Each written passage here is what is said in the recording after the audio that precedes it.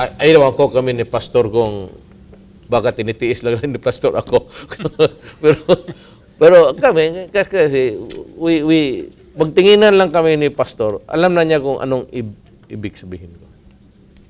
Tsaka yung mga kasama ko, kami ni pastor, may magsalita na gano'n, a politician or anybody there, tapos starts to talk about politics or ano, tapos magtingin ako sa mata ni pastor, alam ko na ang pagkatapos ng pag-alis, i-backbite na namin yan. Gago talaga ito. Buak ito. Di ba? Gano'n yan eh. Libak ba? Libak tawag yan sa Bisaya. Backbite. So if you happen to notice blood flowing from your back, somebody is backbiting you.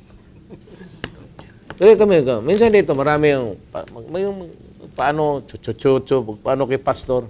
Magtingin na lang kami ni pastor ng ganan. Parang, do you agree or you do not agree? You believe it most of the time. 9 out of 10. Magsabi niya, nabitaw. Ganoon talaga kami ni pastor.